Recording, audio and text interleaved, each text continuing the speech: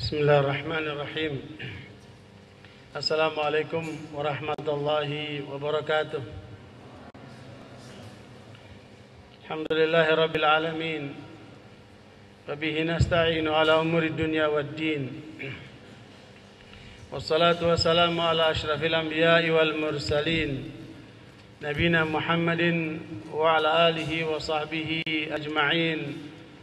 يا أيها الذين آمنوا اتقوا الله حق تقاته ولا تموتن إلا وأنتم مسلمون يا أيها الناس اتقوا ربكم الذي خلقكم من نفس واحدة وخلق منها زوجها وبث منهما رجالا كثيرا ونساء واتقوا الله الذي تساءلون به والأرحام إن الله كان عليكم رقيبا يا أيها الذين آمنوا اتقوا الله وقولوا قولا سديدا يصلح لكم أعمالكم ويغفر لكم ذنوبكم ومن يطع الله ورسوله فقد فاز فوزا عظيما. ما بعد فإن أصدق الحديث كتاب الله وخير الهدي هدي محمد صلى الله عليه وسلم وشر الأمور محدثاتها فإن كل محدثة بدعة وكل بدعة ضلالة وكل ضلالة في النار. Ikhwani wa akhwati biddin rahimani wa rahimakumullah. Tema yang diminta kepada saya untuk kita bicarakan pada sore hari ini yaitu kesungguhan para ulama di dalam menuntut ilmu. Barangkali ini berkaitan dengan saudara-saudara para mahasiswa-mahasiswi yang sedang melakukan pendalaman ilmu-ilmu di Perguruan Tinggi Muhammad Nasir, agar kemudian dapat memposisikan diri untuk senantiasa menjadi kader-kader Islam yang berkualitas, dan tentunya dalam proses belajarnya bersungguh-sungguh, sebagaimana nanti kita akan lihat bagaimana para ulama di masa lalu mereka bersungguh-sungguh sehingga lahirlah ulama-ulama besar baik dari kalangan para sahabat, tabi'in, tabi'ut tabi'in sampai generasi sekarang yang kesemuanya telah menunjukkan dharma baktinya untuk perjuangan Islam melalui karya-karya yang monumental dan sekaligus melalui kader-kader yang mumpuni, sehingga kemudian karyanya menjadi catatan penting dari peninggalan para ulama itu yang oleh Imam Ibnu Qayyim Ibnul Jauzi disebutkan sebagai karya abadi dari para ulama adalah kitab-kitab yang mereka tinggalkan. Sementara kader-kader, murid-murid yang kemudian mereka tinggalkan juga melanjutkan perjuangan para gurunya untuk kemudian membawa misi penyadaran kepada umat sebagaimana misinya para anbiya. Dan yang perlu kita ketahui, misi utama para ulama sama seperti misi utamanya para nabi, karena para ulama adalah penerus daripada para nabi. Allah SWT menyebutkan dalam surat Al-Ahzab ayat yang ke-46, dan itulah yang kemudian harus menjadi pegangan kita di dalam kita menjalankan misi dakwah ini, di mana Allah SWT menyebutkan, a'udzubillahi minasyaitonir rajim, ya ayyuhan nabi inna arsalnaka syahidan wa mubasyiran wa nadhira wa da'iyan ila Allah bi'idnihi wa sirajan munira. Wahai Nabi, kami utus engkau untuk menjadi saksi. Jadi inilah perjalanan Nabi Muhammad yang kemudian diikuti oleh para ulama, selalu menjadi saksi ya buat umat manusia. Makanya perhatian kita kepada umat Islam, kepada umat manusia tidak boleh berhenti sebagai orang yang meniti ilmu ini. Syahidan, sebagai apa? Saksi. Wa mubassyira, memberi kabar gembira, mengajak manusia ke jalan menuju surga, mengajak manusia kepada kebaikan-kebaikan. Kita selalu berusaha untuk bagaimana memotivasi umat manusia, khususnya umat Islam, untuk selalu melaksanakan amalan-amalan yang dapat membawa mereka menuju surga. Wa mubasysyiran wa nadhira, sekaligus memberikan peringatan kepada segala bentuk kerusakan, segala bentuk perbuatan buruk yang dapat menjerumuskan manusia ke dalam api neraka. Jadi ini adalah termasuk misi Nabi dan dilanjutkan oleh para ulama. wa da'iyan ila Allahi bi'idnih. Selalu berdakwah kepada Allah dengan seizin Allah. Makanya para ulama tidak akan berhenti dari berdakwah. Berdakwah ini bentuknya macam-macam. Bisa lewat lisan, khutbah, ceramah, mengajar, diskusi, dialog dan sebagainya, seminar, atau melalui tulisan berupa karangan ataupun bentuk-bentuk yang lainnya. Wa da'iyan ila Allah bi'idnih. Selalu menyerukan dakwah ke jalan Allah SWT. Bukan ke jalan dirinya, bukan ke jalan lembaganya, bukan ke jalan kelompoknya, tapi ke jalan Allah. Jadi betul-betul membawa manusia ke arah Allah. Dan yang kelima, wasirajam munira, selalu menjadi cahaya, lampu penerang buat yang ada di sekitarnya. Makanya hendaknya setiap kita ketika memposisikan diri berharap untuk menjadi ulama ke depan, maka kita harus menempatkan diri untuk menjadi seperti lampu ini. Lampu itu ada 5 watt, ada 10 watt, ada lebih daripada itu, ada yang kayak seperti ini, ada yang sokle yang bisa menerangi sekian banyak. Semakin dalam ilmu seseorang, semakin dalam iman seseorang, semakin banyak amal seseorang, semakin manfaat seseorang, semakin besar pengaruh cahaya yang keluar dari orang itu. Nah, makanya kita hendaknya bukan sebatas cuman ilmu, sebatas ilmu, tetapi bagaimana ilmu itu dapat mencerahkan masyarakat, dapat menerangi kehidupan umat ini, yang apalagi sekarang kita di masyarakat Indonesia ini sedang mengalami keterpurukan dalam semua hal. Mengapa kita mengalami kondisi yang parah seperti sekarang ini? Korupsi katanya sih nomor 3 di dunia, di Indonesia ini. Ya, narkoba juga tidak kecil jumlahnya. Begitu pula dekadensi moral yang lainnya. Orang yang kemudian terlibat dengan perzinahan disebut oleh Departemen Kesehatan mencapai 7 juta. Nah, begitu pula yang terkena narkoba mencapai 5 juta. Bukan sedikit itu. Nah, begitu pula perilaku menyimpang lainnya, perdukunan, bid'ah, aliran sesat, banyak-banyaknya. Inilah yang menjadikan kehidupan menjadi gelap. Sehingga perlu penerangan terhadap kehidupan yang rusak seperti ini, supaya mereka kembali kepada jalan Allah. Dan ini adalah pentingnya peran para ulama, yang tentunya sebelum menjadi ulama kita harus menuntut ilmu dulu. Nah, barakallahu, saya akan mencoba untuk mengembangkan materi ini. Yang pertama, masalah kesungguhan. Kesungguhan di sini bukan berarti hanya bermodal semangat. Kesungguhan juga harus disertai dengan pengorbanan. Ya, pengorbanan tenaga, waktu, biaya, harus ada pengorbanan. Kemudian juga perlunya kesabaran.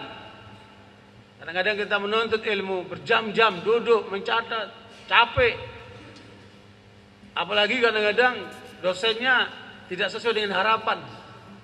Ya, ada juga yang bikin ngantuk. Ada yang kemudian killer, macam-macam bentuknya. Sabar. Begitu pula kita membutuhkan ketekunan. Ya, kesungguhan ini bukan hanya sebatas semangat saja, tetapi mencakup keseluruhan apa yang diperlukan oleh seorang penuntut ilmu untuk supaya dia sukses. Dan yang tidak kalah pentingnya adalah faktor waktu. Tidak mungkin seseorang belajar ilmu dalam seminggu, sebulan, setahun terus jadi ulama. Jangan mimpi. Ini butuh waktu panjang. Tidak mungkin seorang terlahirkan kemudian langsung alim, atau belajar sebentar langsung alim. Tetapi dia membutuhkan proses waktu supaya kemudian bisa mencapai yang terbaik dari apa yang diupayakan itu. Nah, ini arti kesungguhan yang akan yang menjadi perhatian kita ketika kita berbicara tentang ulama, kesungguhan ulama. Siapa yang disebut dengan ulama itu? Ya, ada definisi yang bagus yang dinukil oleh penulis buku Athrul Ulama fi masyru' Nahdhah al-Islamiyah. Jadi ini pengaruh ulama di dalam upaya proyek pengembangan umat Islam. Bahwa yang dimaksud dengan ulama adalah al-ulama ar-rabbaniyun. Kalau Syekh Islam Ibnu Taimiyah rahimahullah membagi ulama itu menjadi 3. Dalam Majmu' Fatawa, ulama dibagi menjadi 3. Yang pertama ada alimun billah wa alimun bi syariatillah. Ulama jenis yang pertama adalah ulama yang paham tentang Allah dan sekaligus paham tentang syariat Allah. Inilah yang disebut dengan betul-betul ulama yang oleh istilah para ulama disebut dengan al-ulama rabbaniyun.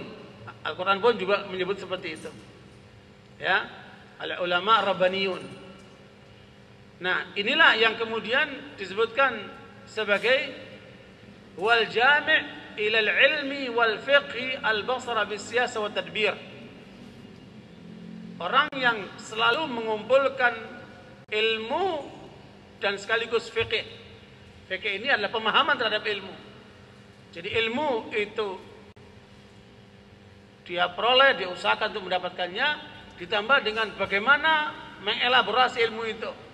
Sehingga dia menjadi paham betul apa yang terkandung dalam ilmu itu. Sekaligus yaitu menguasai tentang bagaimana mengurus ilmu dan menyampaikan ilmu ini kepada umat. Makanya para ulama merupakan tonggak bagi umat manusia dalam urusan ilmu dan fikih demi kesuksesan dunia dan akhirat. Jadi ulama ini adalah mereka yang tidak hanya sebatas menguasai tentang ilmu agama, tapi juga menguasai tentang ilmu dunia. Karena orientasinya bagaimana membawa umat kepada kesuksesan dunia dan akhirat. Nah, ini jenis ulama yang ingin kita dapatkan. Al-alimur rabbani atau ulama rabbaniyun. Nah, sementara kelompok ulama yang kedua kata Syekh Islam Ibnu Taimiyah rahimahullah yaitu alimun billah wa laysa bi'alimin bi syariatillah. Jenis ulama yang kedua adalah orang yang dikenal paham tentang Allah, mungkin zikirnya banyak, ibadahnya banyak, baca Qur'annya bagus. Tetapi jenis yang kedua ini tidak menguasai hukum-hukum Allah, tidak menguasai syariat Allah. Justru dari kelompok inilah terjadi banyak musibah. Justru dari banyak kelompok inilah yang kemudian melahirkan fatwa-fatwa yang menyimpang, yang sembarangan, yang kemudian menjadi contoh buruk buat masyarakat. Karena apa? Kurang memahami syariat Allah. Ya, saya pernah diskusi dengan orang-orang seperti ini yang mengajarkan untuk banyak berzikir dan sebagainya, tetapi ketika waktu sholat, dia memimpin sholat, sholatnya itu bacaan Al-Fatihahnya satu napas. Bismillahirrahmanirrahim. Alhamdulillah. Satu napas. Mana ada ajaran Rasulullah sholat dengan satu napas seperti itu? Bahwa Rasulullah SAW mengajarkan sholatnya, beliau mengatakan sallu kama ra'aitumuni usalli. Salatlah kalian sebagaimana kalian melihat aku salat. Salatnya Rasulullah itu adalah bacaannya makta', sepotong-sepotong. Alhamdulillahirabbil alamin. Ar-Rahmanir Rahim. Itu sepotong-sepotong, bukan kemudian satu napas seperti itu. Menunjukkan apa? Dia tidak menguasai syariat. Nah, jenis seperti ini ada di masyarakat kita dan orang masyarakat menganggapnya mereka ulama. Tapi sebenarnya bukan ulama. Ya, ini jenis yang kedua. Yang ketiga, alimun bi syariatillah wa laysa bi alimin billah. Jenis ulama yang ketiga yang dikenal oleh masyarakat, mereka yang paham tentang syariat Allah, paham tentang halal haram, paham tentang dalil, paham tentang berbagai macam hal dari aspek kehidupan dalam tinjauan syariat, tetapi dia tidak kenal sama Allah. Jenis orang seperti ini kalau waktu sholat dia nggak mau sholat jamaah. Ya, diskusi, seminar terus saja jalan. Waktu sholat dia nggak sholat. Nanti setelah selesai dia pulang. Tahu sholatnya di mana itu. Orang-orang seperti ini tidak mengenal Allah. Jadi tahu tentang hukumnya, tetapi kemudian pelaksanaannya lemah sekali. Dan bukan seperti ini yang kita harapkan untuk kita semua menjadi kader-kader ulama ke depan. Ya. Nah, sekalian, 3 tipe ini ada dalam kehidupan umat ini. Meskipun mungkin nanti antum perlu melakukan penelitian. Ya, dari jenis ulama-ulama yang ada di masyarakat sekarang ini, ya, mana yang lebih dominan? Tipe pertama, kedua, atau ketiga? Dan ini perlu kemudian menjadi hal yang diketahui oleh umat supaya mereka tidak tertipu dengan mereka yang mengatasnamakan ulama. Meskipun saya baca puluhan buku bahasa Indonesia tentang definisi ulama, ya saya lihat banyakkan tidak jelas. Ya, siapakah yang disebut dengan ulama itu? Ikhwani barakallahu fikum, menarik definisi yang disampaikan oleh Al-Hasan Al-Basri. Ya. Yang disebutkan oleh Imam Al-Ajurri dalam kitab Akhlaqul Ulama. Beliau menyebutkan innamal faqih huwa zahidu fid dunya ar-raghibu fil akhirah al-basiru bidinih. Saya ulangi, innamal faqihu, ya, sesungguhnya yang namanya ulama yang faqih itu huwa zahidu fid dunya, yaitu orang yang zuhud terhadap dunia. Ar-raghibu fil akhirah, yang semangat untuk akhiratnya. Zuhud terhadap dunia, tapi semangat terhadap akhiratnya.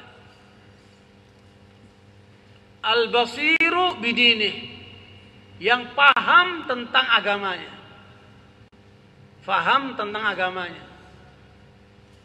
Al-basiru bidinih, faham tentang agamanya. Al-mudawimu ala ibadati rabbih, senantiasa terus-menerus beribadah kepada Allah. Ya, rutinitas ibadah itu menjadi kebiasaannya. Al-mudawimu ala ibadati rabbih. Yang kelima, al-kafu an a'radil muslimin.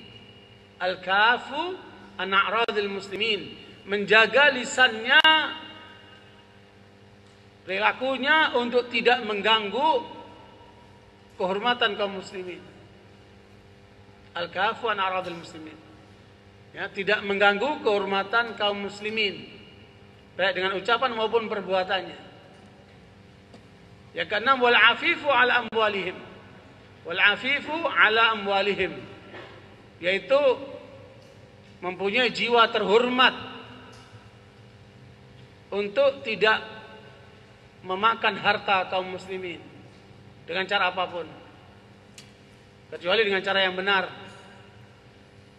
Ikhwan barakallahu fikum, kalau kita perhatikan 6 ciri ulama ini, ternyata yang berkaitan dengan ilmu agama cuma 1. Selebihnya adalah praktek. Ya, jenis yang memahami tentang agama, ilmu agama, hanya tercatat di nomor yang keberapa? Yang ketiga. Adapun az-zahidu fid dunya, zuhud terhadap dunia, itu adalah bentuk daripada praktek. Dunia bukan tujuannya.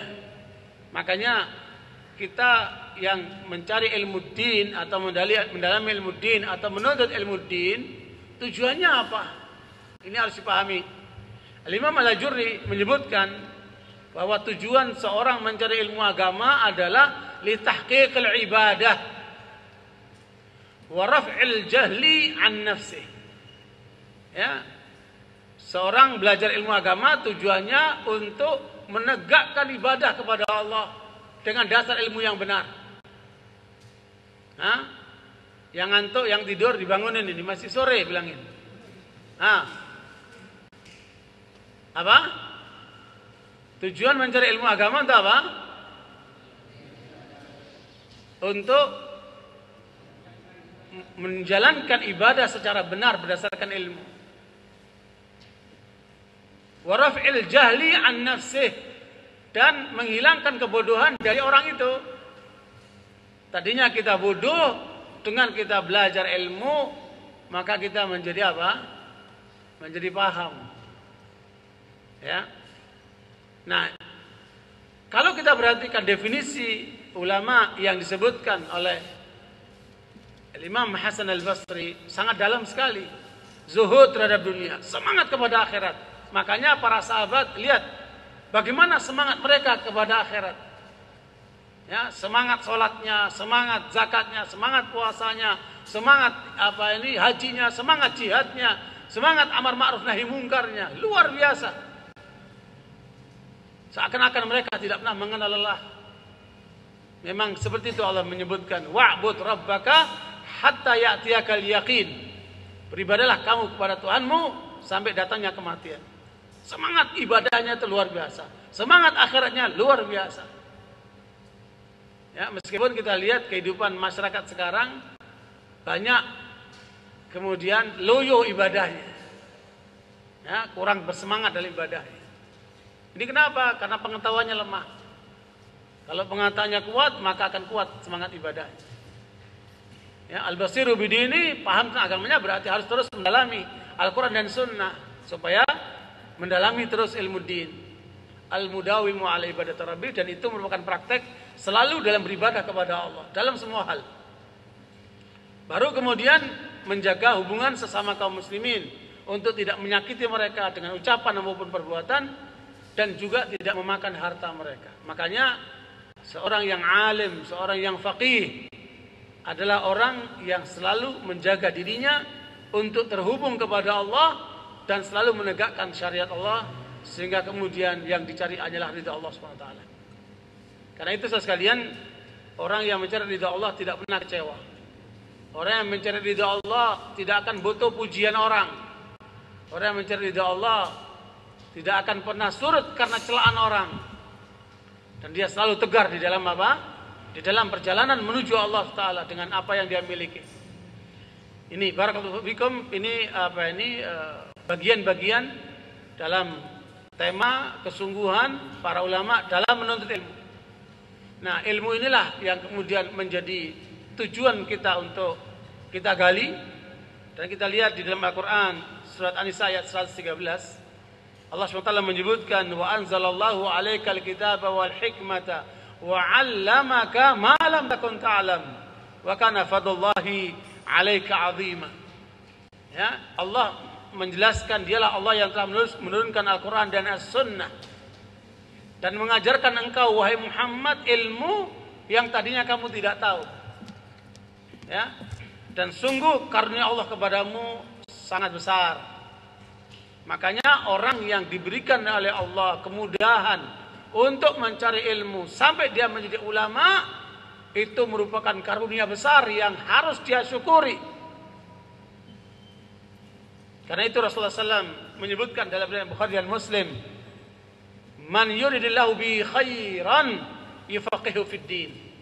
Ya, man yuridillahu bi khairan yufaqihu fid din. Siapa yang kemudian Allah jadikan padanya kebaikan, maka Allah akan mudahkan dia untuk mendalami ilmu agama ini.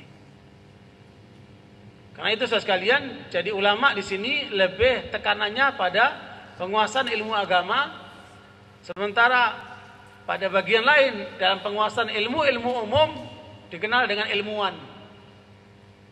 Nah, dulu para ulama, mereka ulama sekaligus ilmuwan. Mereka ilmuwan juga ulama. Ya. Tetapi yang sekarang ini banyak ulama bukan ilmuwan dan banyak ilmuwan bukan ulama. Terjadi pergeseran. Kalau bisa kita semuanya menjadi ulama yang ilmuwan dan ilmuwan yang ulama. Dan itu sangat mungkin sekali, apalagi dengan fasilitas teknologi yang sekarang ada, sangat mudah sekali untuk mengakses semuanya. Ya, dengan Syekh Google saja kita sudah bisa banyak ilmu, dapat ilmu itu. Ya, nah barakallahu fikum, makanya sekalian. Tetapi bedanya kalau ilmu umum kita ambil dari semua, dari siapa saja. Kita ambil ilmu fisika, kimia, biologi, oceanologi, geologi.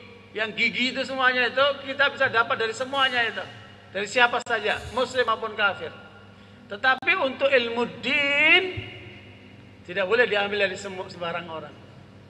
Makanya Imam Malik rahimahullah menyebutkan inna hadzal ilma dinun fakhudhu dinakum amman tathiqunahu.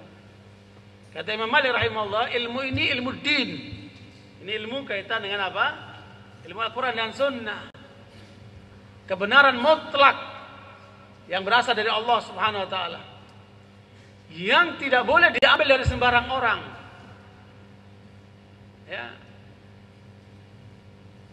Tetapi ambillah ilmu agamamu, ilmu dinmu dari orang yang kamu percayai. Sehingga karenanya sekalian Rasulullah menyebutkan dalam riwayat At-Tahawi dan disahihkan oleh Syalbani. Dan di situ masyhur sekali untuk menangkal pemikiran dan aliran sesat. Rasulullah menyebutkan yahmilu hadzal ilma min kulli khalfin uduluh. Ilmu agama ini, ilmu din ini akan senantiasa dibawa oleh mereka yang kategori udul. Istilah udul itu tidak kita akan paham kalau kita tidak mengerti ilmu hadis. Ya, Rasulullah mengatakan sallallahu alaihi wasallam yahmilu hadzal ilma min kulli khalfin udulu. Ilmu agama ini, ilmu din ini dalam setiap generasi akan dibawa oleh mereka yang kategori udul. Siapa yang mereka kategori udul? Mereka yang akidahnya benar. Ya, mereka yang apa? Akidahnya benar. Mereka yang ibadahnya benar dan sungguh-sungguh. Mereka yang tidak pernah berdusta. Mereka tidak pernah berdusta atau terlibat ke dalam kedustaan, kebohongan. Yang keempat, mereka yang tidak terlibat dengan bid'ah atau aliran sesat. Nah, kalau seseorang mempunyai 4 kriteria ini, maka dia boleh disebut sebagai seorang yang alim, orang yang berilmu. Tugasnya apa orang berilmu itu? Rasulullah terangkan, yahmilu hadzal ilma min kulli khalfin uduluh. Setiap generasi akan ada ulama-ulama, orang-orang yang membawa ilmu yang kategorinya udul dengan 4 kriteria tadi itu. Maaf, yang kelima, akhlaknya mulia. Ya, maaf, yang kelima, akhlaknya mulia. Jadi yang pertama akidahnya benar, yang kedua ibadahnya benar dan sungguh-sungguh, yang ketiga tidak terlibat dengan dusta baik pribadi maupun secara umum, dan yang keempat tidak terlibat dengan bid'ah atau aliran-aliran sesat, dan yang kelima tidak berakhlak mulia. Nah, ini kategori kelompok udud. Nah, carilah orang-orang itu di dalam kehidupan umat kita, masyarakat kita yang punya kriteria itu. Kemudian tugasnya apa? Yunfuna anhu tahrifal ghalin.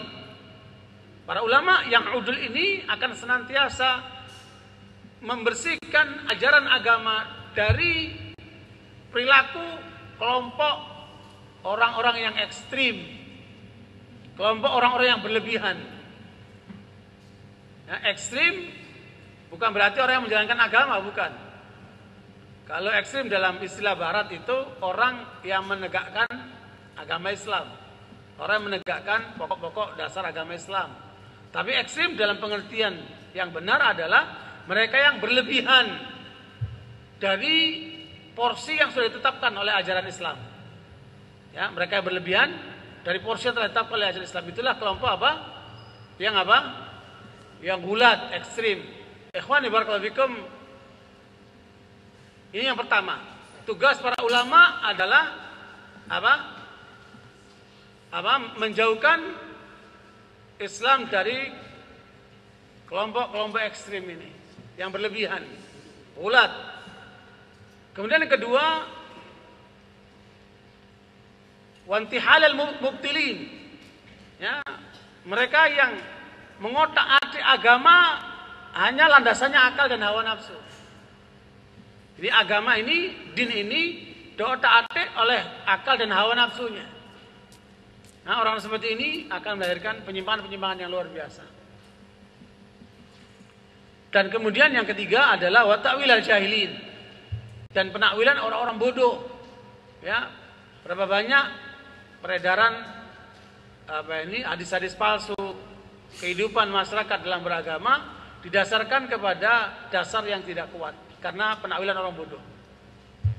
Saya kasih contoh di antara yang beredar di masyarakat, terutama di kalangan mereka yang terpelajar, ya, utlubul ilma minal mahdi ilal lahdi. Carilah ilmu dari buayan sampai ke liang lahat. Itu bukan hadis Nabi. Maknanya benar, tapi bukan hadis Nabi. Ketika kemudian dia mengatakan qala Rasulullah utlubul ilma minal mahdi ilal lahdi, sudah berdusta dia atas nama Rasulullah. Jadi dia melakukan kebodohan yang sangat fatal. Ya, itu dalam ucapan, dalam perbuatan. Pokoknya kita melihat Rasulullah mengajarkan kita ketika salat, bacaan Allahumma antas salam wa minkas salam tabarakta ya dzal jalali wal ikram. Begitu Nabi mengajarkan kepada kita. Lihatlah yang terjadi di masyarakat kita. Karena mereka ingin mendapatkan yang paling lengkap, mereka membaca Allahumma antas salam wa minkas salam wa ilaika ya'udus salam fahayyina rabbana bis salam wa adkhilna jannataka darus salam. 3 tambahan ini bukan dari Nabi.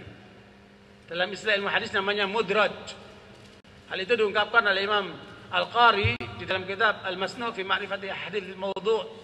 Ini adalah ucapan manusia disisipkan ke dalam hadis seakan-akan itu bagian daripada hadis.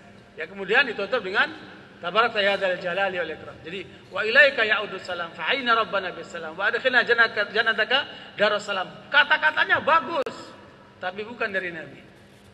Jadi yang dari Nabi pasti benar. Ya. Pasti benar. Tetapi yang benar yang di luar itu belum tentu dari Nabi. Makanya kita tidak boleh mengatasnamakan Nabi kalau memang Nabi tidak mengatakan seperti itu. Nah, ini kan butuh ilmu. Butuh ilmu untuk menelisik itu, mendeteksi itu. Baik lewat sanad maupun ilmu riwayah maupun lewat matan, yaitu ilmu dirayah, yaitu melalui ilmu ilal dan yang lainnya.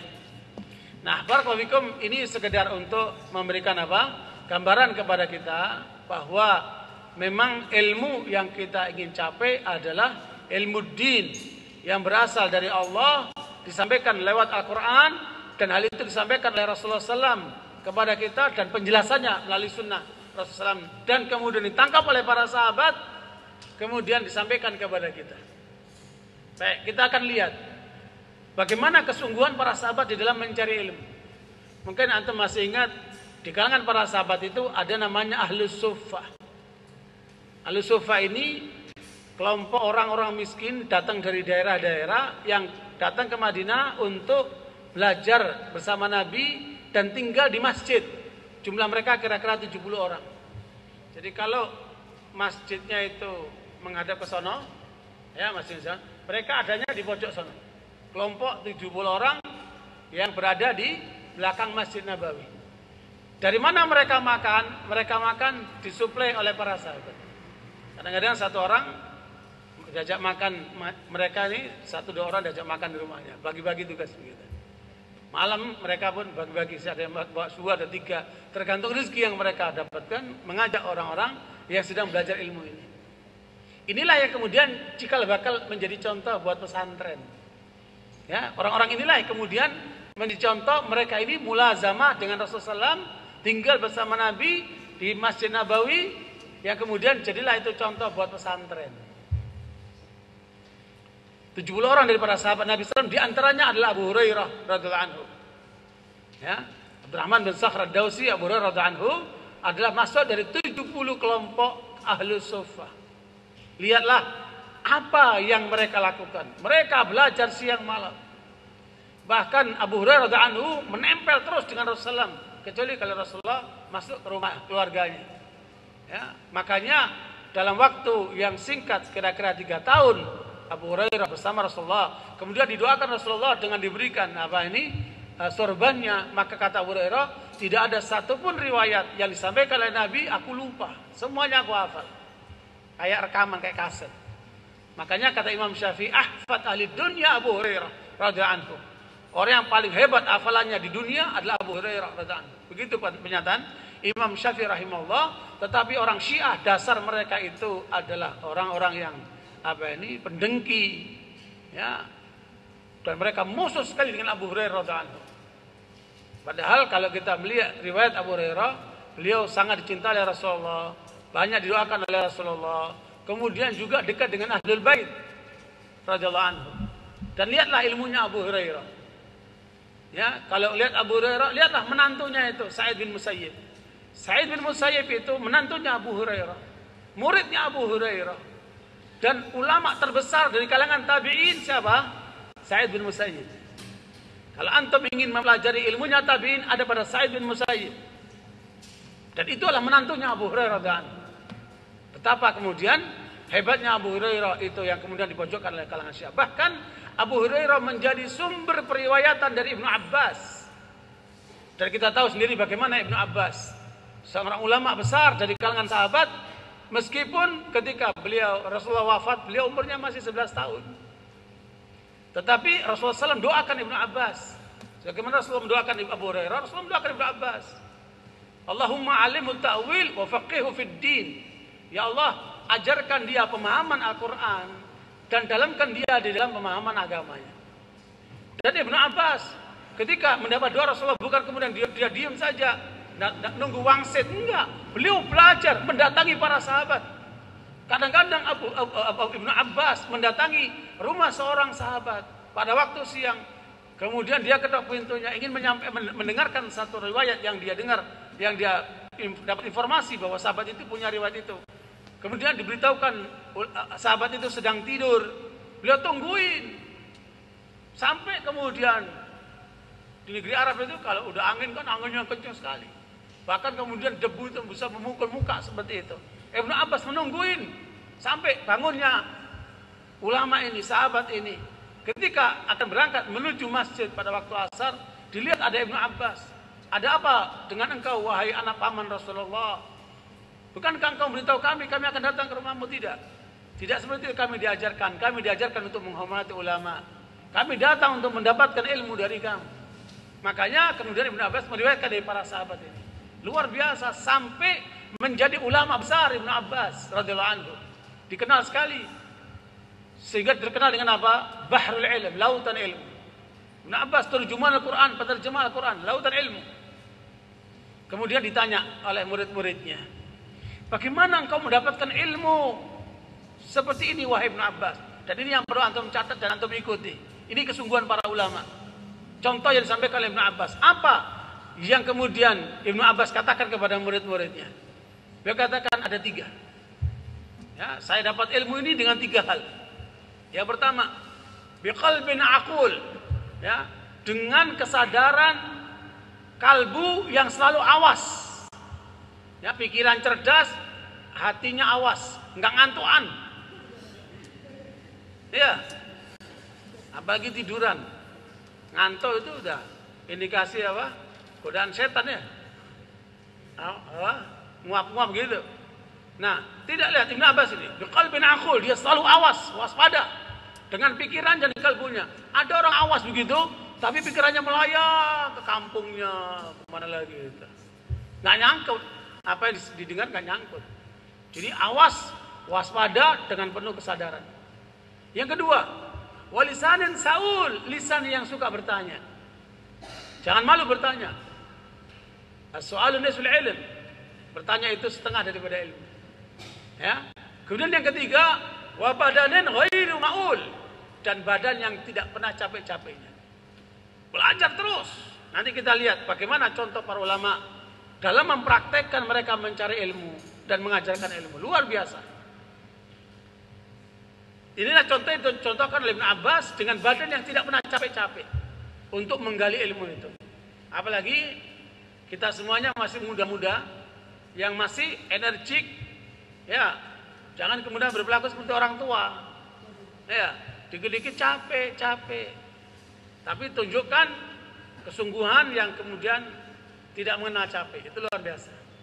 Nah, inilah contoh kesungguhan para sahabat radhiyallahu anhum dalam mencari ilmu. Kita lihat sebagaimana riwayat Imam Bukhari. Umar bin Khattab radhiyallahu anhu sudah punya keluarga, punya tanggungan. Ya, mungkin antum enggak seperti Umar bin Khattab, punya tanggungan. Kemudian Umar bin Khattab sepakat dengan seorang Ansori yang dipersaudarakan oleh Rasulullah. Kepada Ansori ini Umar bin Khattab mengatakan Rasulullah SAW terus menyampaikan petuah-petuahnya, ajarannya, pendidikannya, pengarahannya, ilmunya, ya. Dan kita jangan sampai kelewatan. Mari kita sepakati, sehari kamu datang, saya bekerja untuk mencari nafkah buat keluarga saya. Kamu catat semua yang diomongkan Nabi itu. Nanti malam hari sampaikan kepada saya apa yang kamu dapatkan. Besok harinya saya yang datang mengikuti pelajaran Nabi, saya catat, saya dapatkan semuanya. Kamu bekerja untuk mencari nafkah buat keluarga. Karena kaum Ansor mereka dikenal bekerja di dunia pertanian. Kaum Muhajirin mereka terkenal bekerja di dunia perdagangan. Sehingga Umar Khattab sehari dia bekerja, kaum Ansari datang mengikuti pelajaran Nabi SAW. Kemudian malamnya disampaikan kepada Umar. Besoknya Umar ikut mengikuti kajian Nabi, sementara Ansari bekerja mencari nafkah buat keluarganya. Begitu seterusnya mereka bergiliran. Nah makanya jangan kemudian ada yang pelit. Tadi pelajarannya, nggak usah nyatet kamu, nggak data terserah kamu. Pelit sama ilmu. Tunjuk sampai kenapa? Bagi-bagi ilmu kenapa? Banyak orang kemudian menjadi pelit dengan ilmunya. Naudzubillah min dzalik. Nggak seperti itu. Sehingga karenanya saudara sekalian, ini adalah contoh para sahabat. Begitu pula para tabi'in. Tabi'ut tabi'in. Antum lihat itu. Semangatnya para sahabat, para tabi'in dalam mencari ilmu. Lihatlah Hasan al-Basri. Ya. Lihatlah Urwah bin Zubair, keponakannya Aisyah radhiyallahu anha. Bagaimana beliau menggali ilmu dari Aisyah radhiyallahu anha, murid utamanya Aisyah radhiyallahu anha. Begitu pula tabi'in yang lainnya, Sa'id bin Musayyib. Nah, barakallahu fikum, dari para tabi'in ini ilmunya disalurkan kepada tabi'ut tabi'in. Nah, tabi'ut tabi'in ini diantaranya siapa? Sufyan bin Uyainah. Ya, kemudian ada Abdullah bin Mubarak. Dan macam-macam dari kalangan para tabi'in yang kemudian ilmunya para tabi'ut tabi'in ini dalami semuanya oleh Yahya bin Ma'in. Yahya bin Ma'in inilah kawannya Imam Ahmad sekaligus gurunya Imam Ahmad. Imam Ahmad banyak meriwayatkan dari Yahya bin Ma'in. Kata Ali Al-Madini, kata Imam Ahmad rahimahumullah, karena mereka hidup sezaman. Kata Imam Ahmad, kalau kalau ada hadis yang tidak diketahui oleh Yahya bin Ma'in, maka bukan hadis.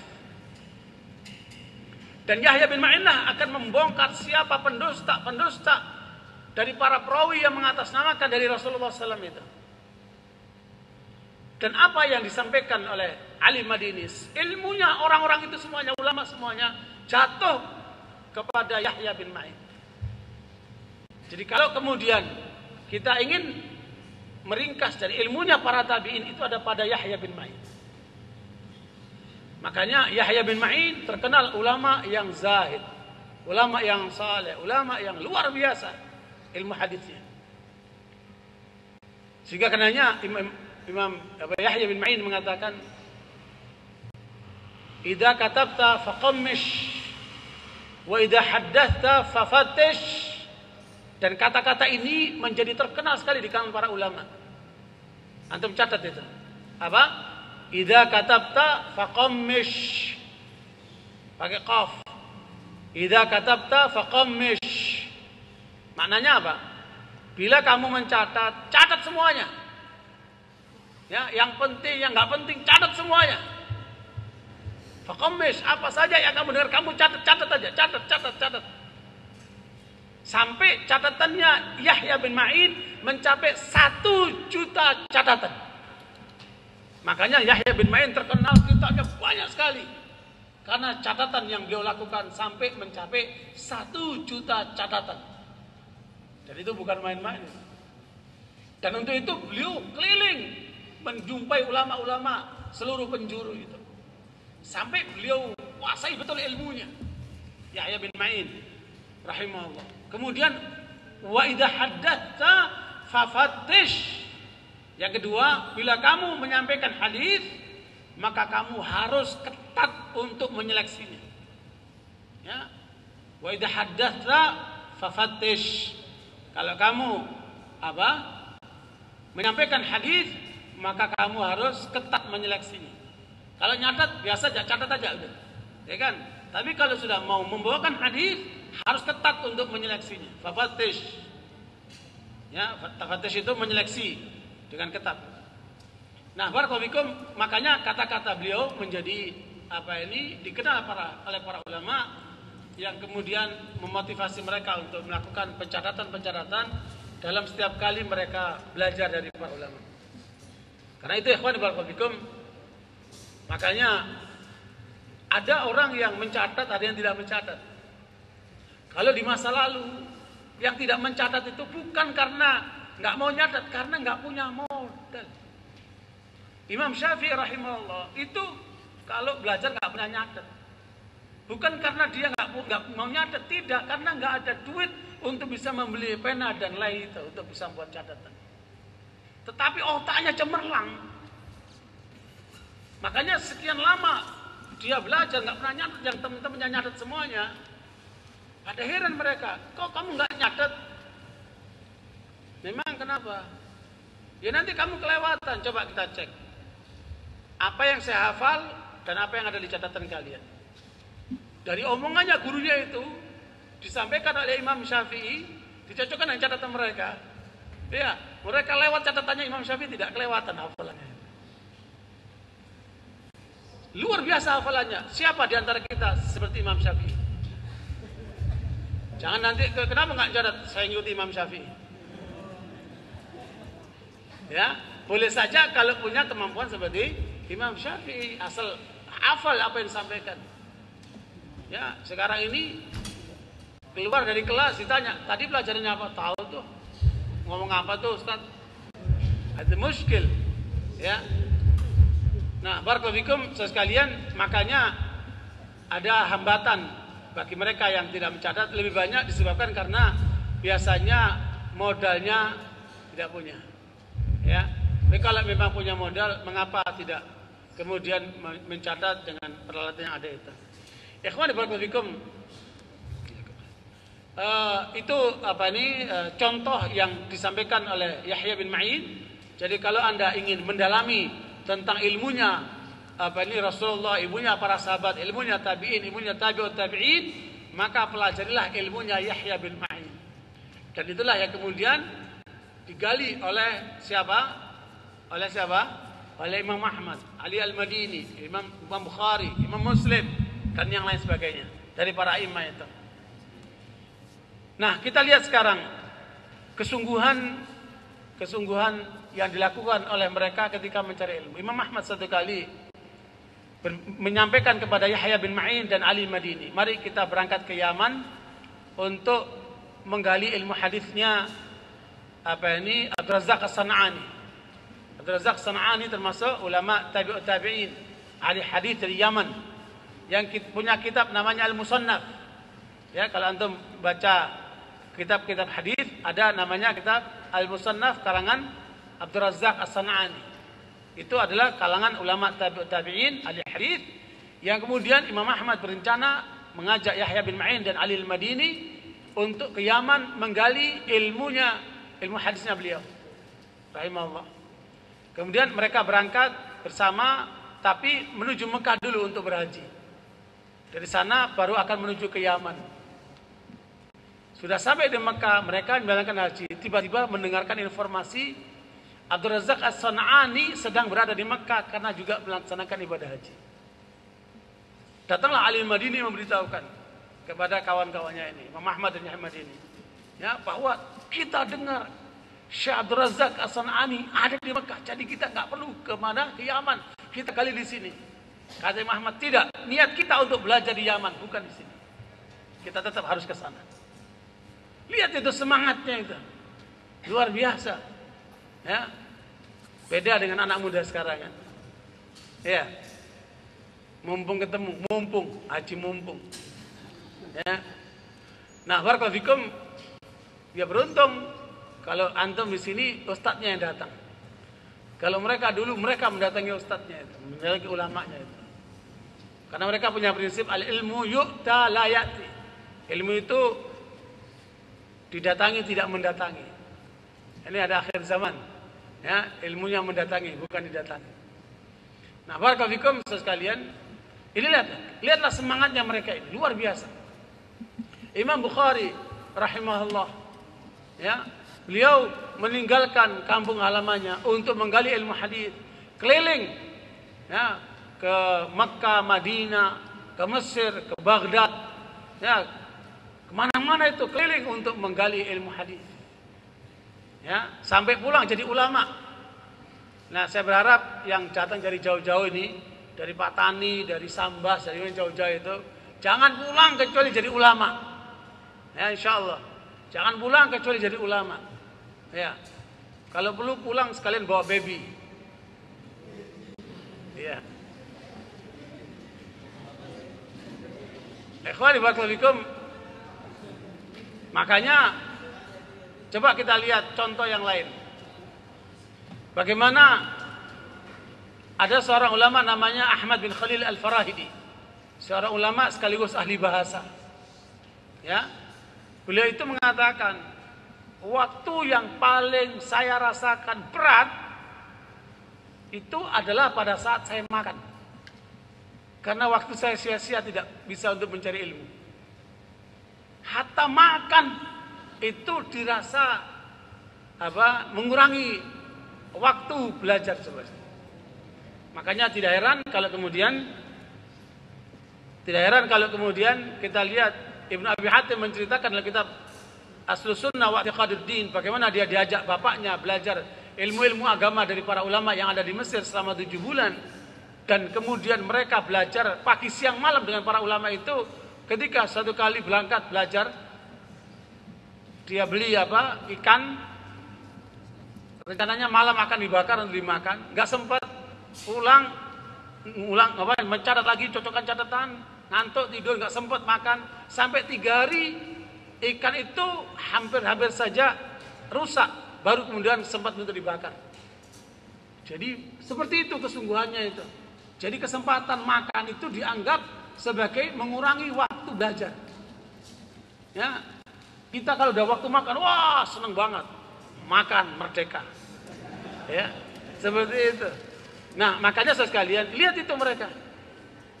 Syekh Albani rahimahullah, ulama mutaakhirin yang baru meninggal beberapa waktu yang lalu kan, itu pernah mendapat diantar makanan oleh istrinya di waktu sarapan, nggak dipegang itu karena sibuk mencari ilmu itu, menggali di pusakanya, sibuk. Datang istrinya membawa makanan siang, dilihat sarapannya masih utuh, diambil sarapannya itu, dia bawa, dia siapkan makan siangnya, nggak disentuh. Sampai kemudian datang waktu malam, istrinya bawa datang makan malam, makan siangnya masih utuh karena nggak disentuh. Ini ulama mutakhirin. Jadi begitu semangat kesungguhannya dalam mencari ilmu. Bagaimana dengan kita? Baru baca dikit, ngantuk. Gimana mau jadi ulama orang kayak gini nih? Iya. Nah, bisa jadi karena kurang olahraga. Bisa jadi karena makanannya kurang bergizi. Iya. Iya, bisa jadi mungkin terlalu banyak pikiran. Karena kiriman nggak nyampe-nyampe. Ya, banyak sebabnya bisa jadi ya. Tapi harusnya nggak begitu. Ya, semangat itu tidak boleh kendor. Hatta kalau perlu kurangi waktu tidur. Ya, kami di pesantren kami kita tetapkan tidurnya maksimal 6 jam. Selebihnya belajar. Ya, bahkan anak-anak itu kita ajarkan untuk gantian menjaga pesantren supaya ada tanggung jawab. Nah, itu maksimal 6 jam tidurnya. Nah, barakallahu fikum, lihat ini bagaimana dia merasakan berat ketika makan. Kenapa? Waktunya berkurang karena faktor makan. Saya juga kadang-kadang merasa kalau bisa makan itu diganti pakai kapsul aja gitu. Jadi nggak terlalu lama ngunyah-ngunyah, apalagi kalau masak mana lama banget. Apalagi ibu-ibu itu kalau masak berjam-jam, ngapain itu masak lama-lama kayak gitu. Padahal cemplang-cemplang zaman dulu kan udah jadi. Nah, ala kulli hal, kurangi waktu yang hal-hal seperti itu. Gunakan waktu maksimal untuk Untuk banyak menggali ilmu. Kita lihat sekarang Abu Yusuf. Abu Yusuf ini adalah murid utamanya Abu Hanifah. Ya. Ketika suatu kali Abu Yusuf dia cerita, anak saya meninggal dunia. Anak beliau meninggal dunia. Kemudian innalillahi wa inna ilaihi rajiun. Oleh Abu Yusuf, dia minta kepada keluarganya sama tetangganya, tolong diurusi anak saya sampai antarkan ke kuburan. Saya nggak ikut karena saya nggak mau ketinggalan pelajarannya Abu Hanifah. Luar biasa itu. Kita bukan keluarga, ini ada keluarga meninggal nih. Alasan supaya nggak ikut pelajaran. Coba itu, lihat anaknya sendiri coba itu. Ya, luar biasa, semangatnya itu loh luar biasa. Bahkan kakaknya Ibnu Taimiyah rahimahullah, saking tidak mau nyanyikan waktu, kalau beliau masuk toilet, muridnya dibilang kalau saya udah masuk toilet baca kitab yang keras ya, nanti saya dengarkan dari dalam. Karena kalau di dalam dilarang kan. Jadi dia dengerin tuh, sambil di kamar mandi dia dengerin, dibacain kitab. Kalau kita mau gitu, siapa yang bacain kitabnya? Nah, ala kulli hal begitu semangatnya. Ya, bahkan Ibnu Jauzi kalau beliau ada tamu di rumahnya, beliau tetap membawa kitab. Kalau tamu itu ngomongnya ngalor ngidul, dia baca kitab, biar cepat pulang tuh tamunya. Ya, saking apa itu? Nahim itu bahasa Arabnya, nahim itu apa, semangat membaca kitabnya itu seperti orang rakus gitu. Namanya nahim. Ya. Al-Jahid umpamanya seorang sastrawan di abad kedua. Tidak ada satu kitab di tangannya kecuali dia baca habis. Bahkan dia bayar sama penjaga toko buku, bisa saya bayar, saya tinggal di situ, saya mau baca kitab semuanya ini. Tapi saya nggak punya duit untuk bayar semuanya. Pokoknya saya tinggal nggak ganggu, saya bacain aja nih, saya bayar. Dia bacain semua itu. Nah, kita kepingin punya mahasiswa yang punya semangat seperti ini. Ya memang meskipun nanti itu ada caranya. Saya 13 tahun menjadi kepala pustakaan. Saya mengelola kira-kira 20.000 judul buku, bahasa Arab, bahasa Indonesia, bahasa Inggris. Paling banyak bahasa Arab. Itu hampir semuanya saya hafal. Judul bukunya, pengarangnya, warna kitabnya. Karena pustakawan itu kan harus membaca pengantarnya, kemudian penutupnya, dan indeksnya yang penting-penting apa gitu. Nah, itu untuk menetapkan namanya call number. Setiap buku itu ada nomornya kan. Dari nomor itu diketahui, oh buku ini bidangnya tafsir, oh buku ini bidangnya hadits, oh buku ini bidangnya fikih dan seterusnya. Seperti itu.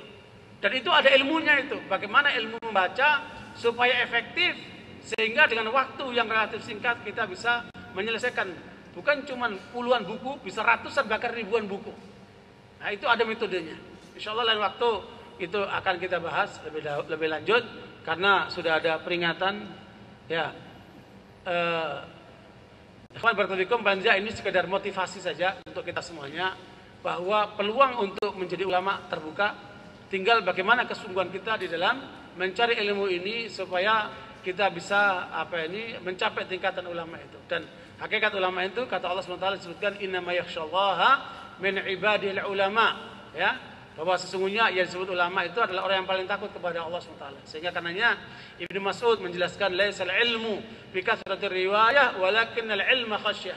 Bukanlah ilmu itu dengan berbanyak-banyak riwayat, tetapi hakikat ilmu adalah munculnya rasa takut kepada Allah SWT. Jadi itulah misi kita dalam mencari ilmu untuk apa? Meningkatkan ibadah kita kepada Allah dan sekaligus menghindarkan kebodohan dari diri kita. Dan semoga yang kita pelajari dapat bermanfaat buat kita semuanya. Wallahu a'lam bishawab. Sallallahu alaihi Muhammad. Kita lanjutkan dengan tajawid insyaallah. Barakallahu fikum. Selanjutnya kita lanjutkan dengan sesi tanya jawab. Bagi mahasiswa yang ingin bertanya silakan angkat tangannya. Pakai mic.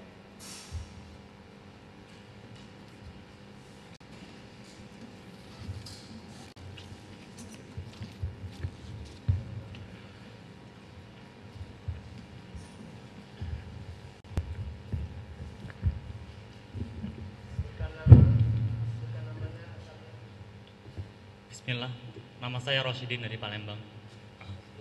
Naskuruka ala hadil kalimat thayyibah. Qala Allah Ta'ala fil kitabil karim, innama yakhsyallaha min ibadil ulama.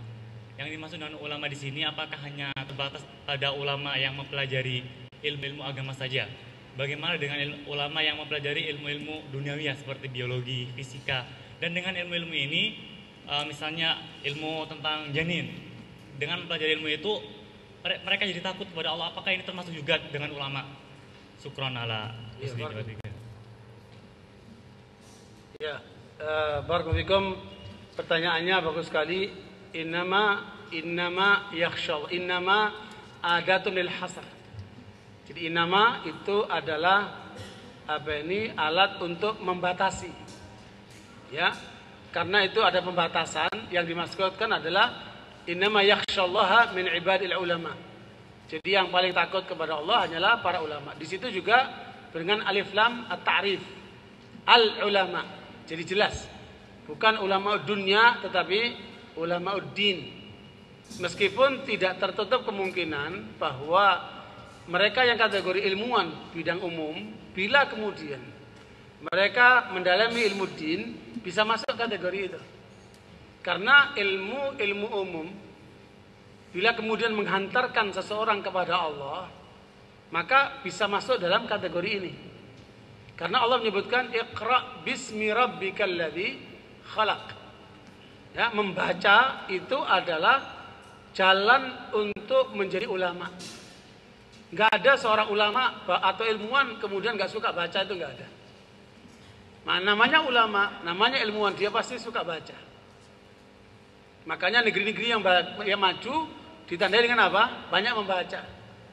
Makanya ini saya ada buku fotokopi, nanti bisa antum juga fotokopi.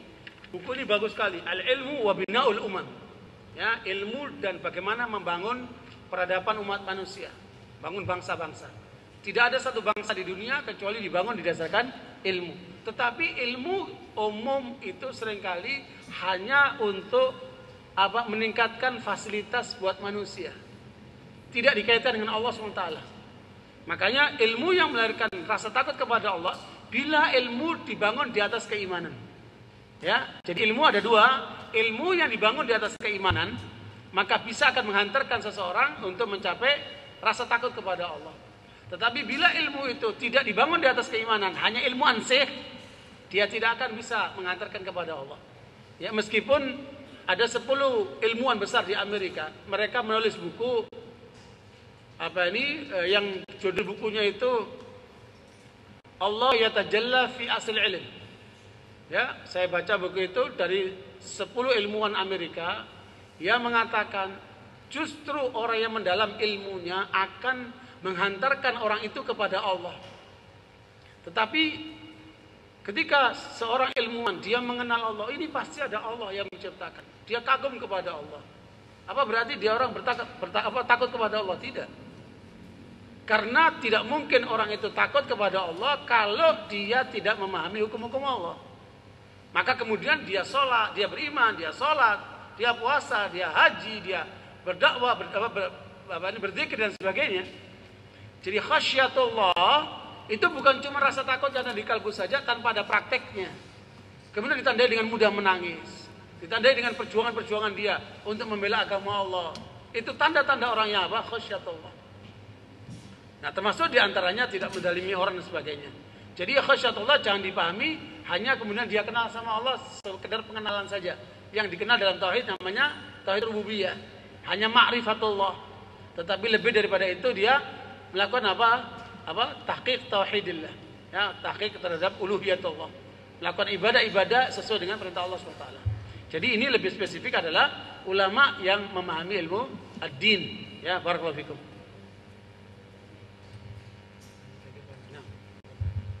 Selanjutnya kita lanjutkan lagi kalau ada pertanyaan dari mahasiswa atau mahasiswi. Atau kalau mahasiswi mau tertulis silahkan.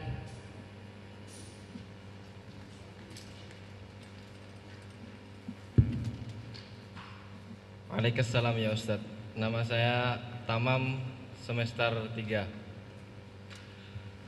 Yang ingin saya tanyakan tatkala begini Ustadz, kita sebagai penuntut ilmu ada kalanya futur, ada kalanya istijal. Nah, namun ketika semangat itu timbul, maka istijal pun timbul.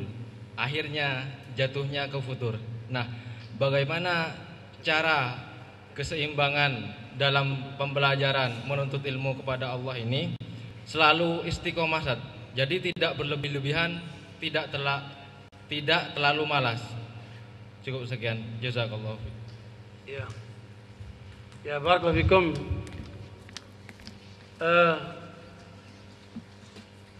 Allah menyebutkan wa may yu'min billahi yahdi qalbah. Wa may yu'min billahi yahdi qalbah. Ya, barang siapa senantiasa beriman kepada Allah, maka Allah akan berikan petunjuk ke dalam kalbunya. Dan Rasulullah SAW mengajarkan kepada kita doa, ya muqallibal qulub, tsabbit qalbi ala dinik. Ya, makanya Allah lah yang menggerakkan kalbu kita. Dan kalbu ini mengapa disebut kalbu? Li'annahu yataqallab, karena dia selalu bergolak-golak. Ya, makanya iman itu naik dan turun. Berdasarkan firman Allah dalam surat Al-Anfal ayat yang kedua, innamal mu'minuna alladzina idza dzukirallahu wajilat qulubuhum wa idza tuliyat 'alaihim ayatuhu zadatuhum imana wa 'ala rabbihim yatawakkalun. Bahwa hanya saja yang namanya orang-orang mukmin itu bila disebut nama Allah bergetar hatinya, ada rasa takut kepada Allah. Dan bila dibacakan ayat-ayat Allah, maka bertambah imannya. Maknanya apabila iman itu bertambah, maka dia juga bisa apa? Bisa berkurang. Dan inilah keyakinan para ulama ahli sunnah. Di antaranya Imam Bukhari rahimahullah dalam kitab Al-Jami' Sahih mengatakan al-imanu yazidu wa yanqus. Iman bertambah dan berkurang. Yazidu bil ta'at wa yanqus bil ma'asi. Ya, iman bertambah dengan ketaatan dan berkurang karena apa? Kemaksiatan. Mengapa terjadi futur? Ini tidak lain karena terjadi kemaksiatan. Mengapa terjadi semangat meningkat? Itu terjadi karena ketaatan. Makanya Imam Ahmad rahimahullah mensyaratkan tulab ilm, penuntut ilmu yang belajar sama Imam Ahmad, maka hendaknya dia tahajud malam. Makanya orang yang datang belajar ke rumah Imam Ahmad, sebelum dia belajar, dites oleh Imam Ahmad untuk tinggal di rumahnya, dikasih air. Kalau airnya itu ternyata paginya nggak kurang, berarti nggak kepake. Besoknya udah kamu pulang, nggak perlu belajar ilmu din. Kamu nggak pantas untuk belajar ilmu din. Yang tidak tahajud malam ketika menuntut ilmu agama, itu dianggap oleh Imam Ahmad tidak pantas untuk menuntut ilmu din. Karena ketaatan ini sangat mempengaruhi terhadap kecerdasan, sangat mempengaruhi terhadap semangat, sangat mempengaruhi terhadap kesalehan seseorang ketika dia mendapatkan ilmu itu. Karena itu barakallahu fikum, makanya Imam Syafi'i rahimahullah, seorang ulama yang sudah hafal Quran sejak 7-9 tahun. Kemudian ketika umur 11 tahun beliau sudah hafal ribuan hadis. Ketika belum ketemu dengan Imam Malik, Muwatta Imam Malik itu dihafalkan semua sama beliau. Ketemu Imam Malik itu beliau sudah hafal Muwatta. Sulit menemukan tandingan seorang seperti Imam Syafi'i. Itu pun dia mengatakan kepada gurunya Imam Waqi', syakautu ila Waqi'in su'a hifdzi farsyadani ila tarkil ma'asi.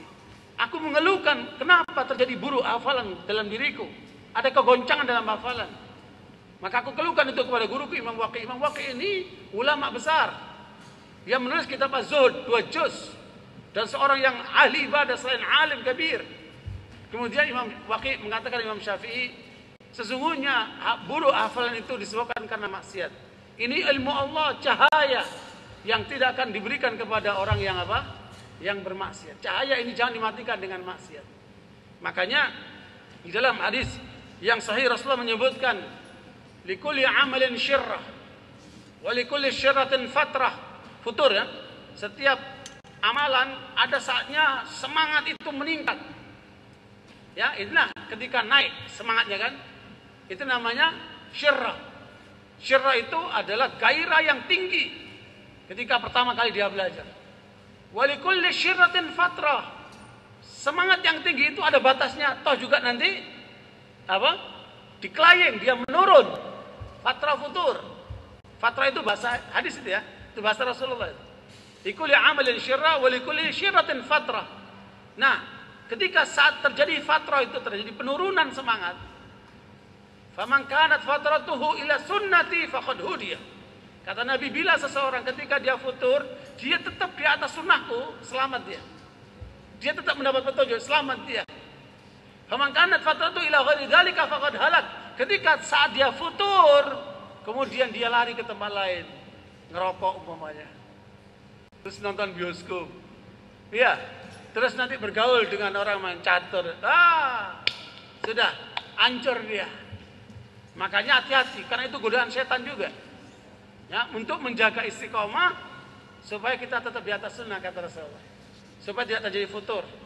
Makanya istiqomah itu adalah kita menetapi kebenaran tanpa kemudian terjadi pergolakan atau pergeseran sehingga terjadi penurunan sampai kepada ketidakseimbangan. Ya.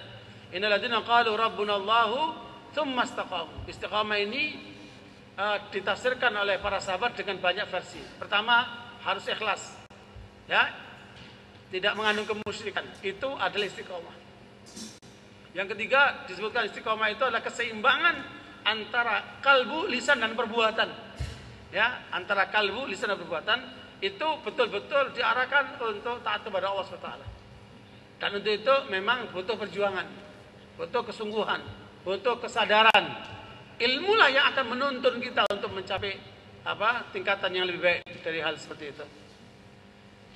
Kaifa da'watul mar'a fil mujtama? Kaifa tanzimul waqt wa kaifa nuhafidu 'ala thabat? Barakallahu fiik. Hal al-jawab bil arabiyyah am bil indonesia? طيب بارك الله فيكم. المرأة ليست هي إنسانا منفردا عن الرجال، فإذا كان المقصود سواء كان في القرآن أو في السنة عموما فبذلك يكون للرجال والنساء سواء بسواء. والمرأة كما هي الرجال يقول الله سبحانه وتعالى من عمل صالحا من ذكر أو أنثى. فالرجال والنساء أمام الله سواء. الرجال والنساء أمام الله سواء. من عمل صالحا من ذكر أو أنثى وهو مؤمن فلنحيينه حياة طيبة ولنجزينهم أجرهم بأحسن ما كانوا يعملون. لكن لأن المرأة لها خصوصياتها ولها طبائعها تختلف عن الرجال. طبيعة الرجل لا تنفعل. الرجل يتقوى فيه قوة التفكير أكثر من قوة الشعور أو العاطفة، بينما النساء أو المرأة فالعاطفة والشعور أقوى من التفكير. هذا من جراء البحث العلمي. نعم، فلذلك فالمرأة تختلف عن الرجال في بعض الأمور. نعم، إذا كانت الدعوة تخصص للمرأة فلا بد أن تحمل الشعور والعاطفة أكثر مما هو يتعلق بالتفكير مثل الرجال. نعم، فلذلك المرأة في المجتمع هي عبارة عن تقوم بمهمة التربية، تقوم بمهمة الإرشاد، تقوم بمهمة التوجيه. فالمرأة لها دور كبير. يقول هذا الشاعر المصري: الأم مدرسة إذا أعددتها أعددت جيلا طيب الأعراق. فلذلك يقول النبي صلى الله عليه وسلم: كمل من الرجال كثير وكمل من النساء قليل. فقيل: كيف كمال المرأة؟ كيف كمال النساء؟ أو كما قال صلى الله عليه وسلم، فيكون النبي صلى الله عليه وسلم أن يكون بثلاث: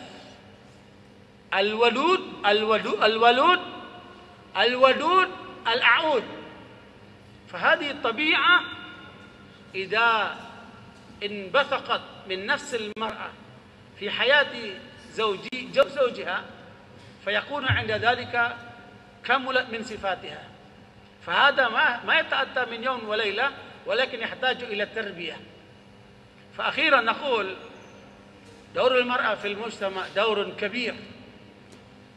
إذا رأيت أيتها المرأة إلى فساد المجتمع فيكون نصيبه الأكثر من سببها النساء، كما هي سببها كذلك الدنيا. نعم، نحن لا ننكر الرجال لهم دور كبير في الفساد، نعم، ولكن الشيطان استعمل النساء أكثر من استعمالها للرجال. يقول النبي صلى الله عليه وسلم: ما رأيت فتنة أضر على الرجال من النساء. فلذلك إذا فسدت المرأة وضاع حياؤها فلتعمل ما تشاء. فلذلك تربية النساء لابد أن تكون خاصة من الحياء، من صفة الحياء. إذا تم عند المرأة صفة الحياء فعند ذلك تستطيع أن تكمل نفسها لأمور أخرى تكون أمثل وأحسن. هذا أمر. الأمر الآخر، كيف بالنسبة لتنظيم الوقت؟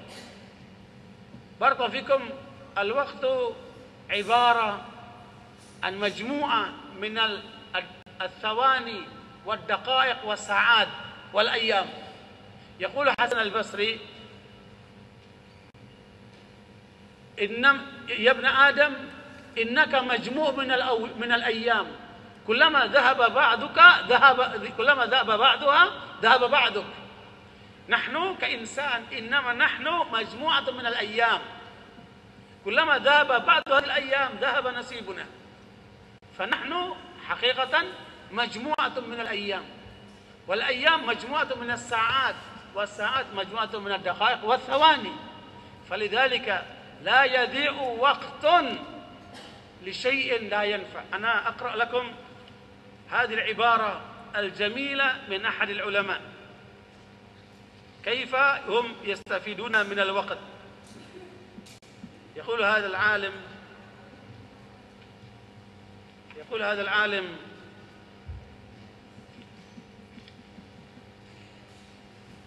هذا ابن عقيل الحنبلي من أخلاء العلماء، يقول: إني لا يحل لي أن أضيع ساعة من عمري، إني لا يحل لي أن أضيع ساعة من عمري حتى إذا تعطل لساني عن مذاكرة أو مناظرة وبصري عن مطالعة أعملت فكري في حال راحتي وأنا منطرح. أترجم لكم. يقول الإمام ابن عقيل الحنبلي: saya tidak menghalalkan sedikit pun waktu saya hilang sia-sia. Saya tidak menghalalkan sedikit pun waktu saya hilang sia-sia. Bila lisanku berhenti untuk berbicara atau berdebat, atau mataku capek untuk membaca, maka aku gunakan pikiranku untuk berpikir sementara saya dalam keadaan terbentang begitu, ya. Fala anhadu illa waqad khatar li ma usattiru. Ketika pikiranku itu terfikir sesuatu yang bagus, maka aku bangkit, aku catat apa yang terlintas di pikiranku. Jadi memang ikhwani barakallahu fikum, la yajuzu an nudayya ayya waqtin min hayatina. Fa haqiqatu ma'na al-waqt ونعمة عظيمة. يقول النبي صلى الله عليه وسلم: ثنتان مغبوب فيهما كثير من الناس، الصحة والفراغ. فلذلك يجب علينا أن نحافظ على أوقاتنا كما نحافظ على نفوسنا. إن الله سبحانه وتعالى أعطانا من النعم ما هي أصول وما هي فروع. من أصول النعم الإيمان بالله، الصحة والعافية، ومن أصول النعم الوقت. بينما الأموال هذه من فروع النعم ليس من أصول النعم. فلذلك إذا ضاع وقتنا لا يمكن أن نشتريه بالأموال. فلذلك أنا أرى الذي يعمل تهنئة أو حفلة لأن عمره قد وصل 20 أو 25 فيقول happy birthday to you، هذا مجنون. لماذا؟ كيف يضيع عمره وهو يفرح وهو يعمل حفلة؟ يضيع عمره. هل يمكن أن يكون هناك رجل أو امرأة تقول ضاع مالي 100 مليون من عندي أنا أفرح الحمد لله ضاع مالي 20,000؟ هل يقول هذا رجل عاقل؟ لا، هذا مجنون. ضاع ماله وهو يفرح. هذا الرجل هذه المرأة ضاع عمرها وهي ما لا تفرح. هذا ما يصير. فلذلك من أغلى ما نملك الأوقات، من أغلى ما نملك ماذا؟ الأوقات، فلا تضيعوها، استفيدوا منها كل استفادة، إما تقرأ وإما تذكر الله تعبد الله، أو إما تتحرك للرياضة أو في أعمال نافعة لك للدنيا والآخرة. نعم، لا يضيع وقتك إلا وهو نافع للدنيا والآخرة. فلذلك يقول ابن مسعود: أنا أكره رجلا لا ينشغل بالدنيا ولا ينشغل بالآخرة. إما أنت مشغول بالدنيا وإلا مشغول بالآخرة أو مشغول كلاهما. فأنا أرى هيا بنا نشغل أوقاتنا بما ينفع لنا دنيانا وآخرتنا. هذا ولله الحمد. بارك الله فيكم. وكيف على الثبات؟ ونحن قد قلنا من قبل أن الثبات لا يكون إلا بالطاعات والتقرب إلى الله سبحانه وتعالى. هذا وصلى الله وسلم محمد. سبحانك اللهم وبحمدك أشهد أن لا إله إلا أنت أستغفرك وأتوب إليك، ونستمح منكم العذر وجزاكم الله خير، والسلام عليكم ورحمة الله وبركاته.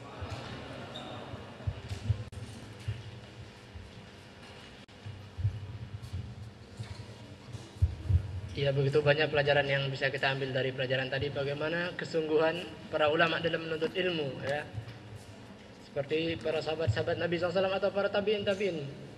Itu dalam menuntut ilmu kita telah mengetahui bagaimana kesungguhan mereka dalam menuntut ilmu. Maka selanjutnya semoga kita bisa mengikuti jejak mereka, jejak beliau-beliau untuk kita selalu menuntut ilmu.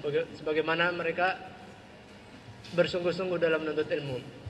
Al-waqt qad intaha, pada bihadzal qadar kita cukupkan sampai di sini karena waktunya sudah habis. Kita tutup dengan doa kafaratul majlis. Subhanakallahumma rabbana wa bihamdika asyhadu an la ilaha illa anta astaghfiruka wa atubu ilaik. Assalamualaikum warahmatullahi wabarakatuh.